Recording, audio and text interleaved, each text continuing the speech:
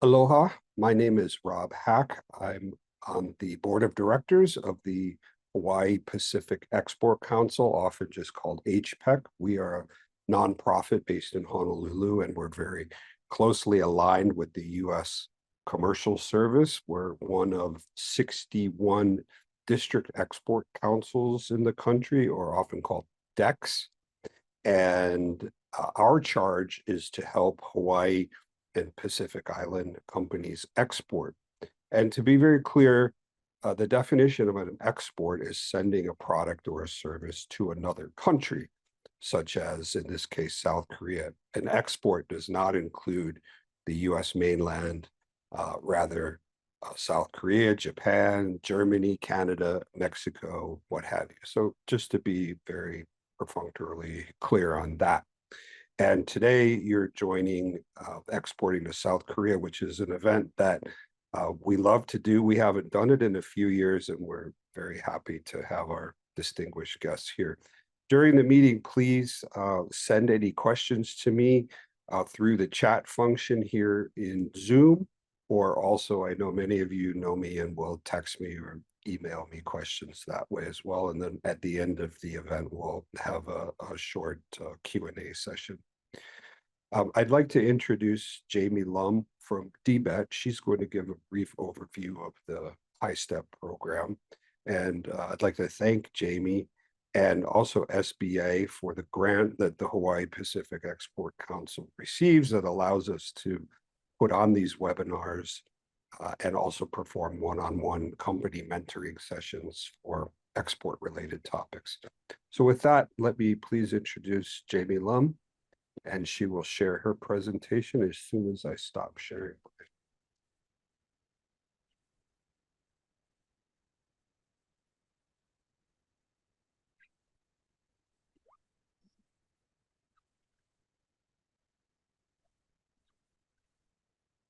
Facing my presentation, Rob. We can. Okay. Thank you. Thank you, Rob. Aloha, everyone. And thank you for joining us this afternoon for our session on exporting to South Korea. So I just want to give a brief overview of our Hawaii State Trade Expansion Program, of which this this session is a part of that. Let me see if I can. My slide. Okay, here we go. So as Rob already mentioned, we are fortunate to receive a grant from the Small Business Administration for what is a national program called the State Trade Expansion Program in Hawaii. As Rob already said, we do brand it as the Hawaii State Trade Expansion Program, or HiSTEP. And the program is intended to help our Hawaii companies that have Hawaii-made products or services to sell their product or service worldwide. We do conduct this program in conjunction with many partners, including HPEC as one, and many other, the U.S. Commercial Service person here in Hawaii, as well as some of the other SBA resource partners like the Small Business Development Centers, Women's Business Center, and the Veterans Business Outreach, and several other state departments. So we do thank all of our partners for helping us to put this program together and create really a good export ecosystem, if you will, for our Hawaii small businesses. So the program, what we're looking to do with the program is really to help our Hawaii companies, but really help the state. We want to increase revenues for the state from exports. So we want to increase that. We want to increase the number of companies that are selling their products and services overseas. And then we also would like to penetrate new markets with Hawaii goods and services around the world. So that's really what we're looking to achieve through the HiSTEP. Eligibility, this program is open to any small business, whether you're new to export or whether you are an experienced exporter that's looking just to expand. Basically, the minimum criteria or eligibility requirements are that you must meet the SBA's definition of a small business. You have to be in business for not less than a year. There is a self-certification form that says that you have sufficient resources to be able to export. And importantly, your product or service needs to be at least 51% US made. In Hawaii, we do try to support companies that meet that at the 51% level of being a Hawaii made product or service. Other requirements that we have as far as DBEDT goes is that your company is registered to do business in the state with DCCA, and that you have a general excise tax license through our State Department of Taxation. So those are really the minimum requirements. We have 3 components of the program. And I will say, every state may have a different way of implementing their STEP program. We found this to be quite effective in the last few years. Again, with our partners, we have three components. One is our HiSTEP, our export readiness, of which this session is part of that.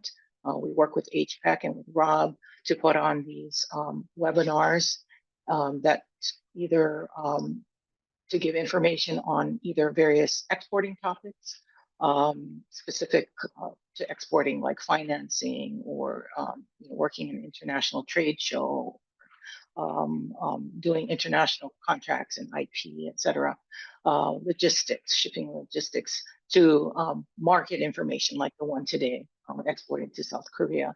So we do have a series of these webinars, as well as what we work with our partners to assign companies that sign up for HiSTEP with one of our partner organizations to have a one-on-one business advising session. So our partners help us to look at the companies that are interested, to kind of look at what your export experience is, what your export goals are, and then they can help to also advise you on either HiSTEP activities that we might have available, or maybe even some other things that you might consider as you look at exporting.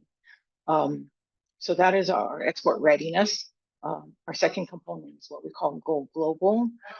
These are actual events that we have that companies can participate in, specifically trade shows, consumer shows, and then we are exploring and looking at e-commerce, specifically right now for the Japan market.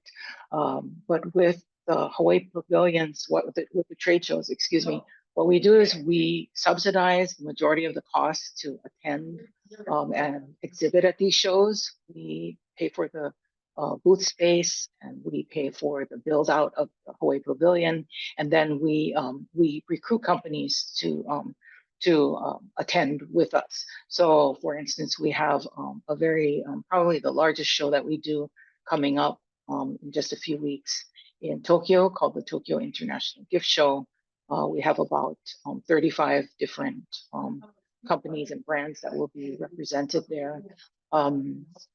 One of the advantages to being part of a Hawaii Pavilion is that it really helps to make it affordable for the small businesses to participate in such a large show. Companies can easily spend, say, $10,000 on just their booth and furnishings, etc., to be part of the trade show. But with the HiSTEP funds being used to subsidize that, companies will pay anywhere, depending on the show and the show cost of what we're paying for one booth, say between $1,000 to $2,500. So it gives, again, small companies a chance to participate in these large shows at an affordable rate, and also to be part of Hawaii Pavilion and to be marketed as part of the Hawaii brand. So we find, and companies find, that to be quite a big advantage. So that's our Go Global. And then finally, we have our company assistance part of the program. And that's where companies can apply to us directly for financial assistance. It involves putting together an export plan and submitting that for consideration. It is a competitive process, so there is an evaluation committee that goes through the applications, reviews the export plans. We do meet with all of the applicants, and then based on the evaluation, we'll award funds to companies.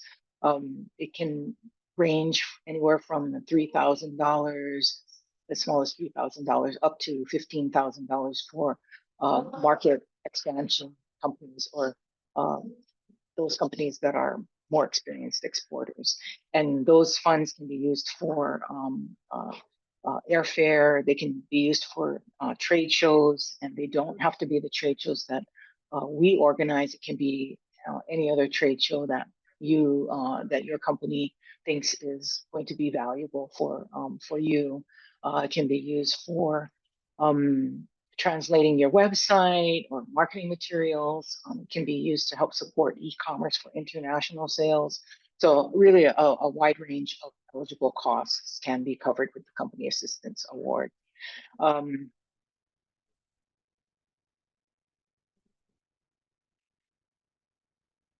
To get started, go to our website, which is invest.hawaii.gov. And if you go under the exporting programs, you go to the HiSTEP, and you can submit a registration form. And that just indicates to us that you're interested in the program. It doesn't obligate you to to participate in anything. There's no cost to it, but it just really simply gives us information about your company, and what kind of exporting experience you have or may not have. And then we can then put you in touch with one of our partner organizations, and then go from there. So that's how you can get sign up for the program. And I will stay on. So if you have any questions now or at the end, I'm happy to answer any of the questions you might have.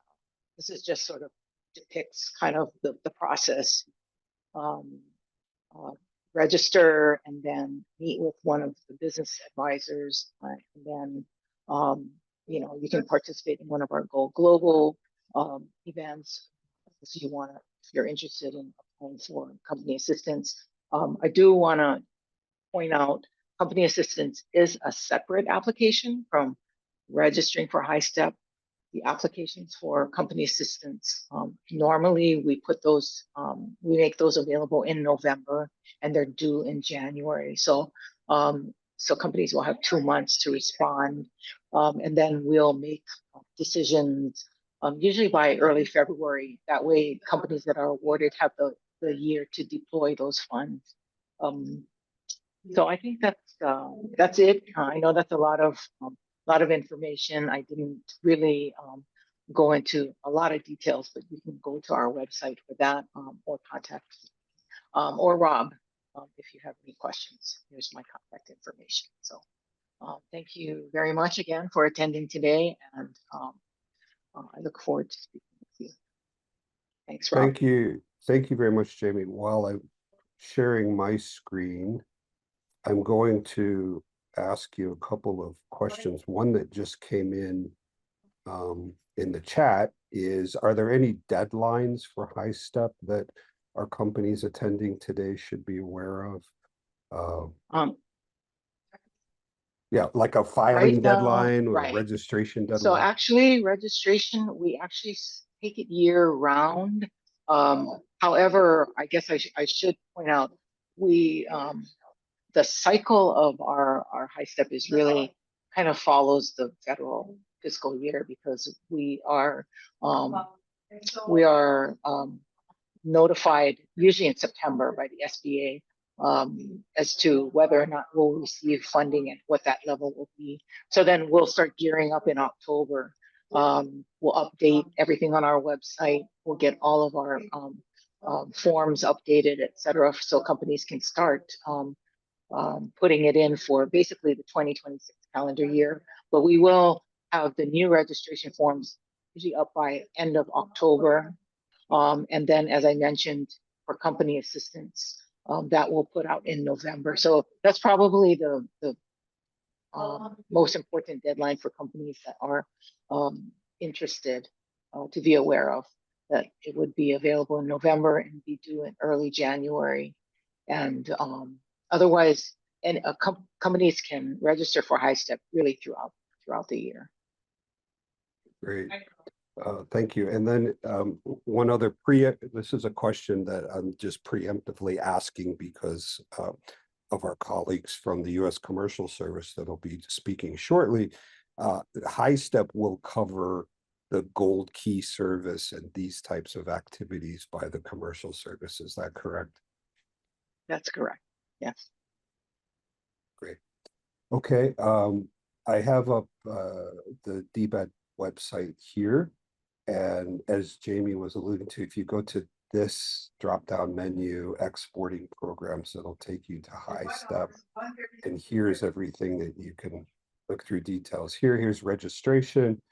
It's very simple and straightforward. It's no obligation. It's just registering your name and company information, what have you. There's a lot more details here.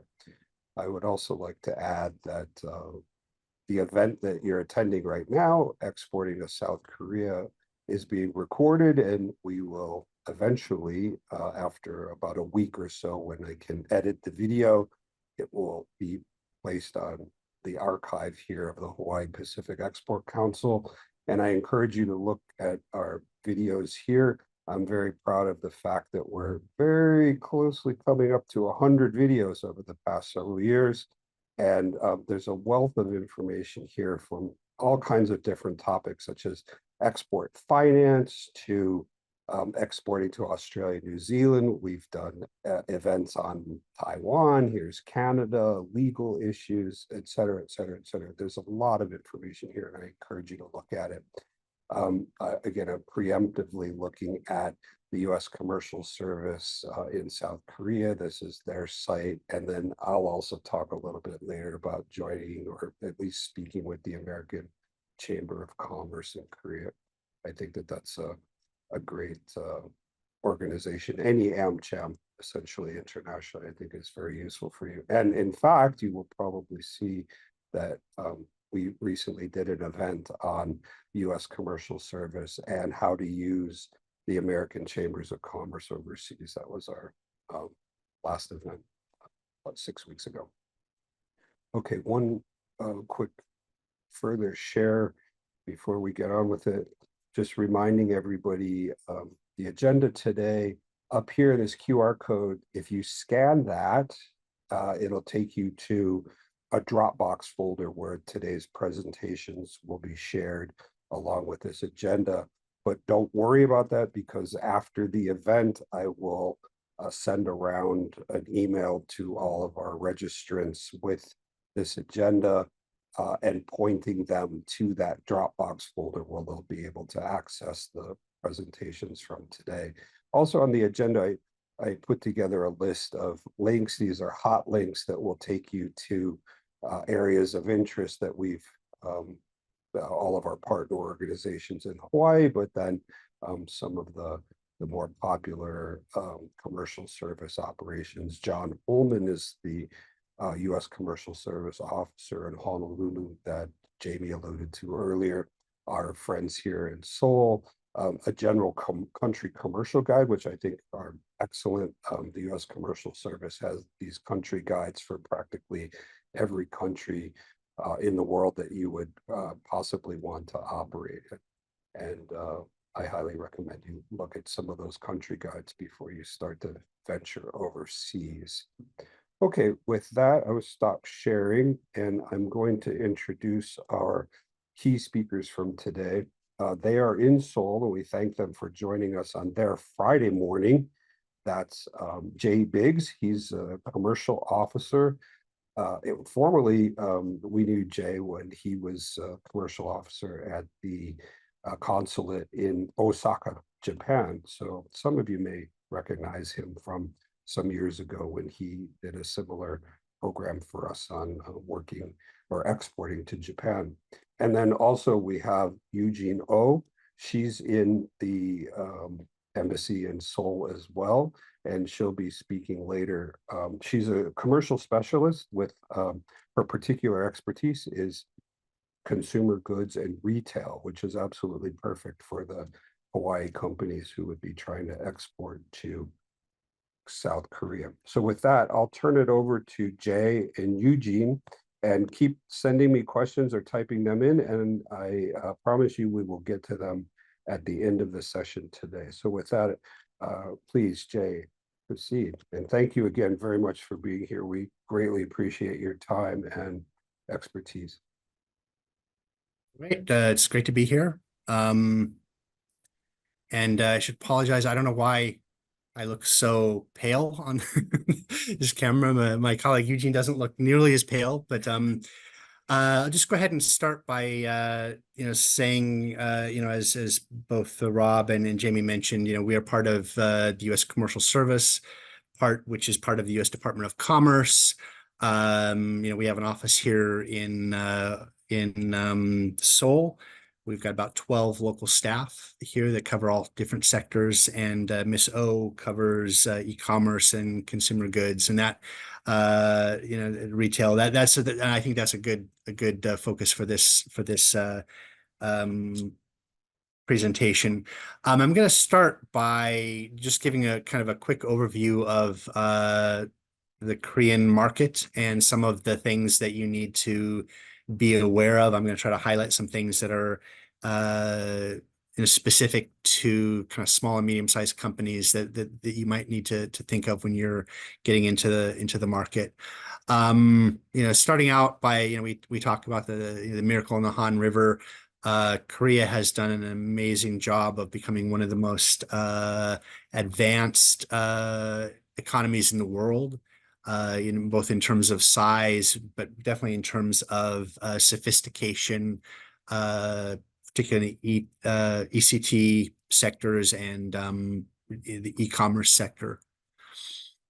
In terms of just overall U.S.-Korea trade and investment, Korea is one of our biggest trading partners, sixth largest goods trading partner, and a partner in which we have a surplus in trade. I'm sorry, we have a surplus in services trade of about almost $11 billion in 2024. So this is definitely a good market for services, and particularly products that are being sold in e-commerce.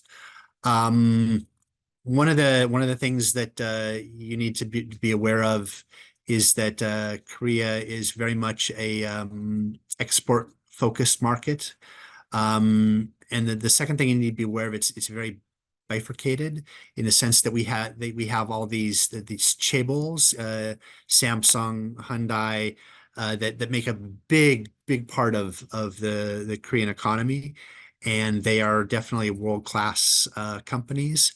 But you also have a number of small and medium-sized companies that are much less sophisticated, and that presents a challenge for Koreans in terms of employment and their overall lifestyle.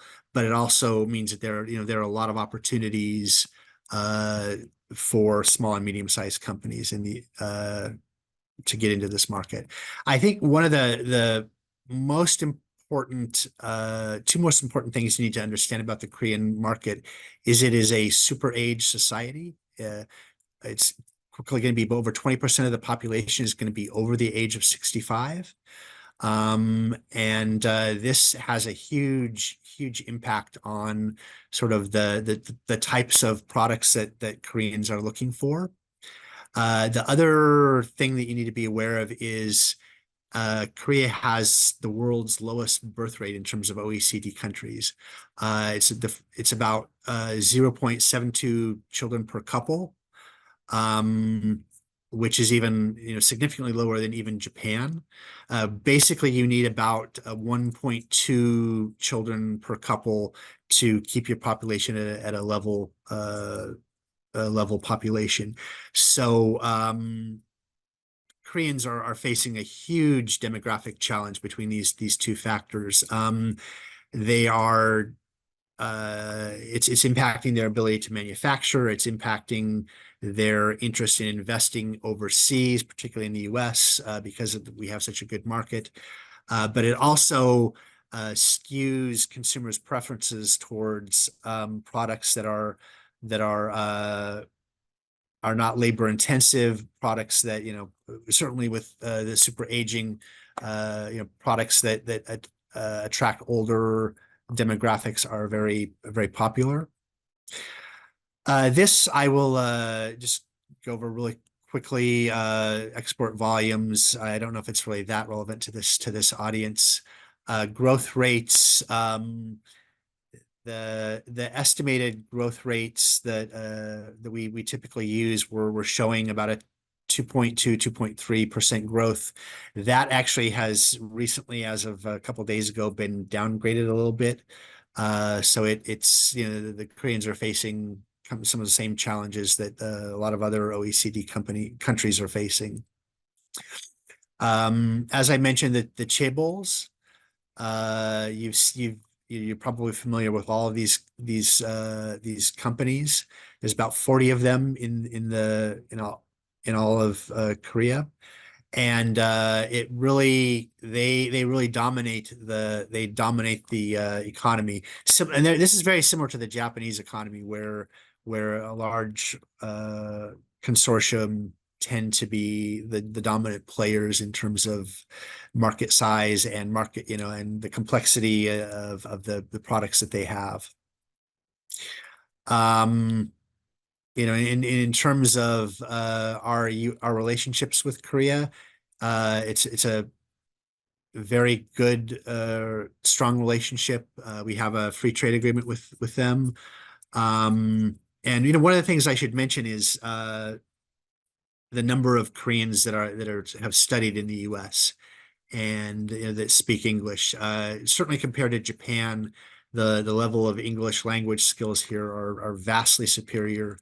The number of people that have studied in the U.S., in government and in some of the large and even medium-sized companies is staggering. And so it makes it a very, very easy country to do business in that respect. One of the things that the U.S. Department of Commerce is actively promoting, and then you've obviously seen this in the news if you've been following the trade negotiations that have been going on, is promotion of investment into the U.S. And the Koreans are doing an amazing job of investing in the U.S. This slide here actually just mentions projects that we're tracking that are investments of over $1 billion by Korean companies. And then here's, when we talk about goods exports, here are the main sectors. As Rob was mentioning, a lot of these product sectors are not product sectors where Hawaii has an advantage. So I will just kind of skip over this. Then the last part of my presentation, we were going to talk about some of the key export sectors. At the very end, I'll mention energy, industrial equipment, particular computers, and then aerospace and defense. But I really want to focus on e-commerce, and for that part, I will turn it over to my colleague, Miss Youjoin Oh. So. Thank you for the introduction. Hello, my name is Youjoin, and I'm a commercial specialist at the U.S. Commercial Service Korea, covering e-commerce and consumer goods sectors. I've been with the U.S. Commercial Service for 2 years. It is my 3rd year here. And before joining, I worked at L'Oreal and Estee Lauder, covering their e-commerce channels. So today I'll be giving an overview of the growing e-commerce market in Korea. South Korea has the 4th largest e-commerce market in the world, and the domestic market size is steadily growing. The market size reached $177 billion in 2024, with a compounded annual growth rate of 7.8%. And e-commerce takes up around 46% of the total retail market in Korea, and it is growing faster than the total retail market. This constant growth highlights the strong purchasing power of Korean consumers, with e-commerce serving as the primary driver of the retail expansion. So within the domestic e-commerce market, cross-border e-commerce is also growing fast with a compounded annual growth rate of 27.7%, which is much faster than the growth of total e-commerce market.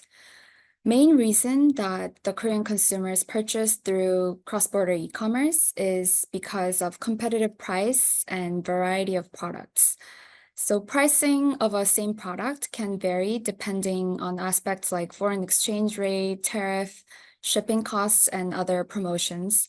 And it is important for US companies to set their pricing strategy wisely when entering the Korean market. This slide shows the Korean cross-border e-commerce market share. As you can see in the table here, the US market share in cross-border e-commerce has been decreasing since 2021 due to China's aggressive expansion to the Korean market. Nevertheless, the total cross-border e-commerce market size, as I mentioned before, is rapidly growing, and the US market still takes up a large share. It is important to also note that the average user spending per purchase for US goods is almost twice that of China. This slide shows the major e-commerce players and their market share in Korea. As you can see, the #1 e-commerce platform in Korea is Coupang, which is very similar to Amazon in the US, and they have the market share of 22.7%. Next up is Naver, which is also the #1 search engine portal site in Korea, similar to Google, and it takes up 20.7% of the market share. Platforms like Coupang also offer a global sellers program that does not require business registration in Korea, which makes it easier for global sellers to just create an account online and start selling on the platform. I would like to quickly mention that the US Department of Commerce's International Trade Administration formed a strategic partnership with Coupang since March 2023 to support US businesses in their entry into the South Korean market through Coupang. Many US companies have successfully started selling in Korea through this strategic partnership. If you have any questions or interest in exploring more about the e-commerce opportunity with Coupang in Korea, please feel free to contact CS Korea anytime. Also, it is also important to note that the e-commerce platforms operated by China, like AliExpress and Temu, are gaining popularity in Korea, although it currently takes up a small portion of the market share. Now let's learn about the consumers of cross-border e-commerce in Korea. Over half of Korean online shoppers have engaged in cross-border purchases, and majority of Korean buyers are in their 40s and 30s. The average purchase amount, like I mentioned, for US goods is almost double of China, which is $51 US. And the most popularly sourced products through cross-border e-commerce from the US were health supplements and other food items. Now let's learn more about the recent consumer trends in Korea. First, it is very common, especially with small and medium-sized companies, to launch new brands online rather than opening up an offline store first. Consumers tend to spend more time on e-commerce than on offline stores, and even luxury fashion and beauty brands invest heavily on creating a virtual showroom and offering faster and secure online delivery. The next trend is that while brand awareness and preferences are the most important factors for purchasing decisions, brand loyalty is actually getting low, as there are too many options for the Korean consumers. The market is heavily saturated, and increasing brand visibility online is crucial, which leads us to the next trend. Koreans actively seek shopping information through social media, so it is very important to advertise on major social media platforms in Korea. Sellers should secure a marketing budget in advance for these marketing activities.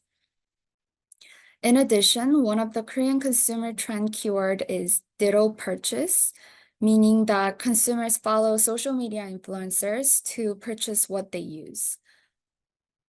Also, engaging in marketing activities is, engaging in marketing activities is crucial. Koreans also follow foreign countries' buying holidays, such as Black Friday in the US, to benefit from discount deals. So overall, it is getting more and more difficult to connect to traditional importers or distributors unless brands and products have high awareness and preferences. So therefore, smaller brands could instead enter the Korean market through e-commerce first, test the market, and plan and secure a marketing budget for online marketing activities to raise brand awareness in Korea before finding an official distributor. Eugene, this is Rob. I have a quick question for you before you change of course. slides. You mentioned that the social media posts are very important, which I agree with. That's critical. Do you think it's possible for a Hawaii company to post in Korea in English to get started and then eventually develop Korean language capability in the posts? Oh, so you mean posting on social media in English Yes, with just to get started. American influencers? Correct. Yeah, since in Korea, the most popular social media platforms is one of them is Instagram and YouTube. So I think already having posts that are in English on those platforms would help with raising brand awareness. But eventually, like you mentioned, they would have to work with Korean influencers to post contents in Korean. Sure. Okay, thank you. Yes, but already having English posts would definitely help. Yeah. And I would also like to quickly mention how CS Korea can help with doing business in Korea. Our trade experts can help find trade opportunities, identify local potential trading partners, and provide invaluable information across a variety of industry sectors. For further assistance and support, please contact me via email here. And now I would like to hand it back to Mr. Biggs to cover other main sectors in the Korean market. Oops. Okay, great. I'll just go over these really quickly. Healthcare is another huge potential opportunity for U.S. companies. Obviously, within a rapidly aging society, they're spending a lot on healthcare. And there's definitely the Korean healthcare system is one of the best in the world. In terms of the quality of the facilities, the quality of the doctors, their technical sophistication. So there's a real great demand for cutting edge U.S. equipment. There is issues with pricing and reimbursement. But you're going to see, similar issues in a lot of Asian countries, but definitely a good market for U.S. Medical device products. And ICT, like I said, Korea is one of the most connected societies in the world. They have very sophisticated gaming culture here. They're very interested in cybersecurity, given the potential threats from their neighbors to the north. And so this is a very good market for small and medium-sized companies in the IT sector that are trying to get into a Asian market. And then aerospace and defense, they have the 10th largest military budget in the world. They're trying to significantly increase this.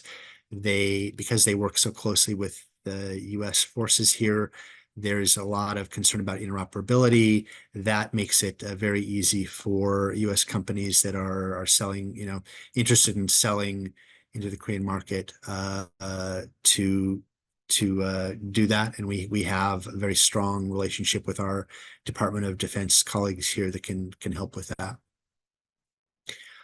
So that's basically the end of our presentation. As Mr. Haak mentioned, we have offices throughout the US and throughout the world, 80 different countries. Our job is to help you find customers, agents, distributors in these markets. And so Mr. Haak also mentioned John Holman from our USIAC, US Export Assistance Center in Honolulu. He's another stop that he's a kind of probably your first stop in terms of finding out what potential markets you could look at. Obviously, with Jamie and Rob are also it's kind of a whole network of support that you have there in Hawaii. So I hope you take advantage of that. And we look forward to any questions you have. Thank you very much. Thank you very much, Jay and Eugene.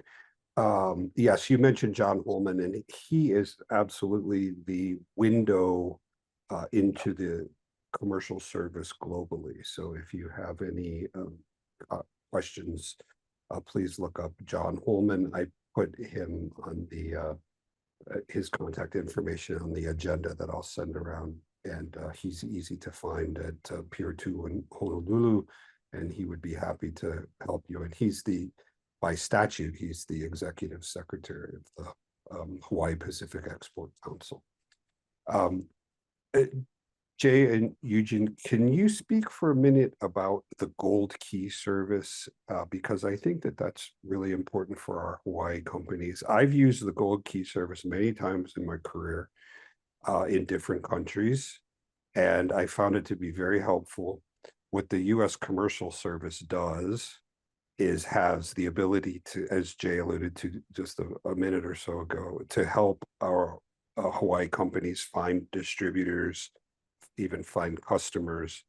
But what the U.S. Commercial Service has is access to databases and financial information in a country that the average person doesn't have, so that they can help you vet these distributors or customers and actually make introductions and what have you.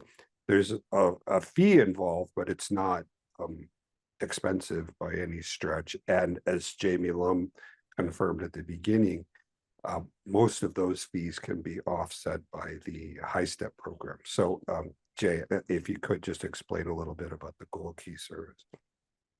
Okay. Yeah, our Gold Key service is our most popular service. And what we do, typically you would probably talk to John Holman first and fill out a questionnaire sort of listing what your product is, what you're looking for in terms of, agents, distributors, what, if you've exported to other countries, like what type of agents or distributors you typically use.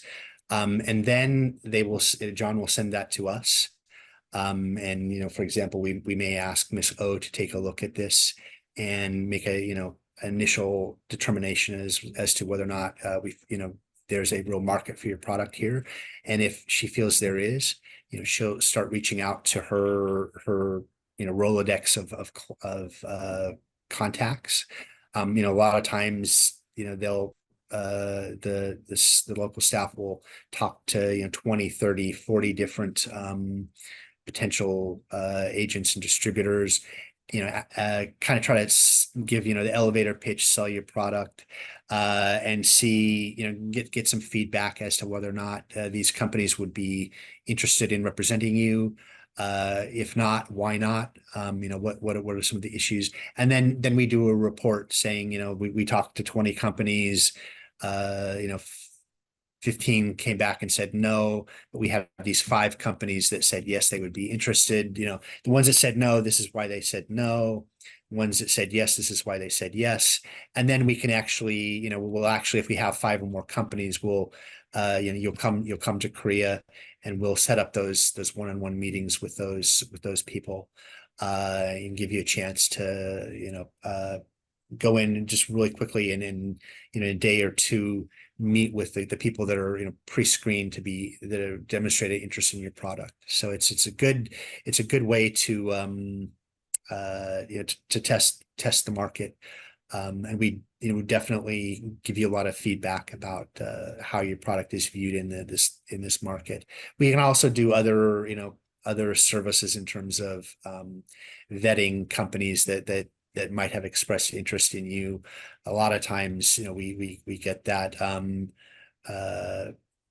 companies will say, yeah, I was contacted by this company A, is this a legitimate company? And we can do research on that. That can be incredibly important. When I was serving in our USIAC in Cleveland, we would, for example, we would get these inquiries from like Nigeria, and we would send it to our embassy in Nigeria, and we had our local staff that could oftentimes just tell based on where that company was located if it was a legit company or not. When I was in China, I served in Guangzhou in southern China. Our staff would look at they would look at not only the English websites but the Chinese websites, and we would often find huge discrepancies in what sort of the English website, what they said they did, even where they were located. And then they would look at the Chinese website and they would see a very different company, much smaller company located in a different part of the country, so that we can kind of our staff can kind of identify some red flags like that, and if not, can say, hey, yeah, we've worked with this company. For example, Eugene, if it's a major company, she probably has had some interaction with them at one point or another. So it's a good service for small and medium-sized companies. But do you have anything else you want to add? Fantastic. I recall checking out a company. The acronym was ICT. I don't remember what that acronym means, but there was ICT and ICT partial, where you could just kind of investigate a specific company in a market. It's very helpful. I see international company profile. Yeah, that's it. That was where we would actually do. That's a service where we actually take it a step farther, and we contract with used to be done in Bradstreet, and to provide some financial information about them as well. So we can do a much deeper dive on companies if you would like. Yeah, very helpful. This next question is perhaps for Eugene. As Jamie Lum mentioned in her talk, that perhaps the flagship event that DBEDT gets involved in is the Tokyo International Gift Show. And a lot of Hawaii companies join and get into the DBEDT pavilion there. And it's a really helpful for many of our companies. Is there any trade shows in Korea that are similar to that? Like, I don't know, the Seoul International Gift Show or something where there's many people coming together and just displaying their products, and our Hawaii companies could join and just get a general flavor for the Korean market. So for consumer goods, the trade shows in Korea, they're mostly divided and targeted for specific categories. So if it's like pet goods, pet products, there is famous pet trade shows in Korea. And also there's like a cafe show that other international like dessert or coffee makers can join. And there's also like a different trade show for cosmetics and fashion. So I don't think there's a unified like one trade show that covers all of the consumer sectors. And in fact, displaying on those type of trade shows might be too general, and it'll be hard to find a particular specific distributor. So I would suggest contacting us for the recommendations for specific category focused trade shows. Good. great. Thank you for that. Another question came in about coupon, and how is it for the order fulfillment in Korea? So is the typical model that, say, a Hawaii company would store product in Korea at a coupon facility, and then once it's ordered online, it gets shipped to the customer? Or how does that work typically? So there's different models. There's a couple different models to sell in coupon, and one of them would be Coupang Korea. They have fulfillment centers all over Korea, and they would import your products directly and store them in the Korean fulfillment center and ship the products. But that is the most competitive model. So Coupang would vet the companies and see if they would be marketable in Korea. And if they find that if they assume that the products will sell in Korea, they would directly import. They also have a Coupang US fulfillment center in Riverside, California. It's the same as the Korean import model. So Coupang US team would vet the products and the brands. And if they find some particular product marketable, they will directly purchase the product and store them on Riverside, California.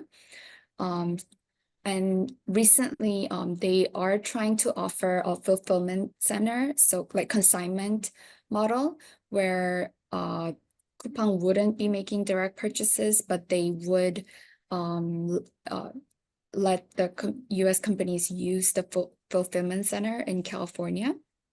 So that's another option. And usually for small and medium-sized companies, Coupang offers the marketplace model, which is very similar to Amazon Marketplace. And any companies can create an account, upload their products, and they would be responsible for shipping and returns without a particular fulfillment or consignment center.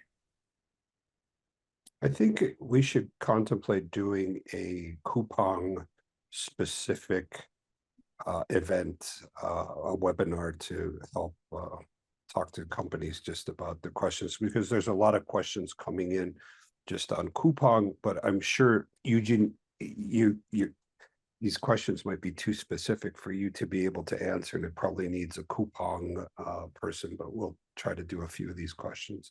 Let me start with just some of the questions that have come in. Have there been successes and challenges when exporting to Korea, particularly in terms of the success rate that companies are having? Because it's pretty well understood that Korea is a very competitive market. So do you know of any US companies that have done well in Korea? Yeah, of course. So we had the ITA Coupang strategic partnership since March 2023. And since then, we have onboarded more than 50 US companies to sell in Korea through the Coupang platform. And I would say like more than 10 of the companies have generated significant amount of sales through that platform. And it's usually through Coupang directly purchasing the products, and the successful companies, they had a little bit of brand awareness and competitiveness in Korea. And they also did spend a lot of marketing advertisement dollars in the Coupang platform.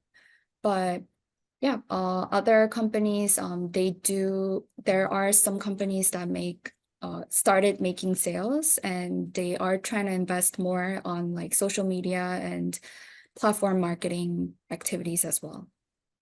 So I would say the most important thing would be having the marketing budget planned to raise awareness in Korea, because it is a very competitive market for new brands to enter. Great. Let's talk a minute about the exchange rate. There was a time some months ago when the Korean won was in free fall. A lot of that had to do with some actions on the dollar, but also there was some Korean government issues with the president, what have you, and the Korean won fell very hard.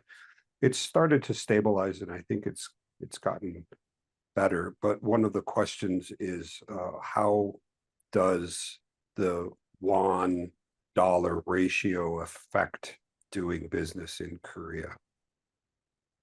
So like I mentioned, I showed you a slide on cross-border e-commerce market share, and the US market share is constantly decreasing. And that's mainly due to the expensive dollars. So it's losing price competitiveness in the Korean market, and China, on the other hand, is they're entering that market to gain more market share. So I think I would say that it has definitely impacted the way Korean consumers make their purchases. Yeah, but let's be clear. Products that are coming from Hawaii are going to be premium products anyway, right? And so Hawaii companies are not going to compete in Korea with Alibaba and Temu types of prices, right? Our products are going to be expensive anyway, and we just have to maximize our marketing to address that. How is there's no reciprocal tariff issue, is there? Meaning the Trump administration has put some tariffs on Korean goods coming into the US, but Korea has not reciprocated with that. So there's no change in the tariff structure, is there, recently?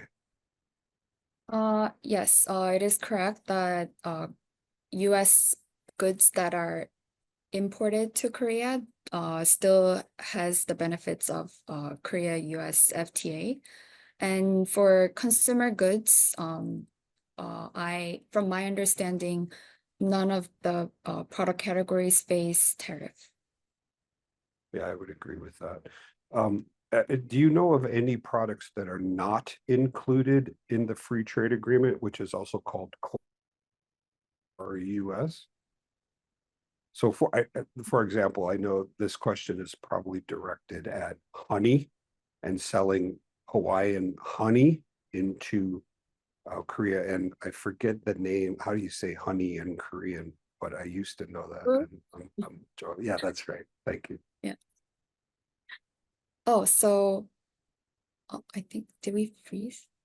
Oh, okay. No, we have time. So for food and beverage, I think they have different like specific regulations on them. And we do have a agriculture trade office located in Korea that I can refer to, and they would be able to give a better answer on that. Sure, I understand. There's a couple of questions that have come in about temperature controlled facilities and shipping. And I realize that maybe you don't have a full knowledge of what Coupang can do in this regard, but do you have any information about that you could share? Yeah. So for Coupang, usually fresh, like they prefer shelf-stable items that does not depend on like change in temperatures.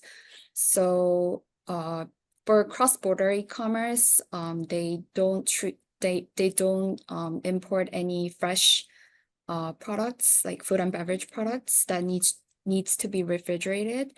But usually if it's just simple snacks or shelf-stable items, they don't face any challenges. Do you have any experience with the preservatives that are allowed or not allowed in Korea? And I say this because many of our Hawaii companies have been surprised when trying to export to Japan, how strict Japan is compared to the US. with regards to preservatives. So I'm just curious if you have any knowledge about Korea versus Japan in terms of that.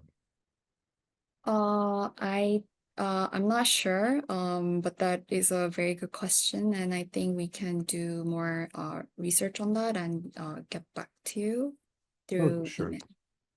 That's fine. But I would like to mention that selling through cross-border e-commerce, the products face less of a regulation, so yeah, that would be one of the options to consider. Great. We really appreciate it. So with that, I'm going to wrap it up because we're over time, and I know our colleagues in Seoul have to get on with their busy workday.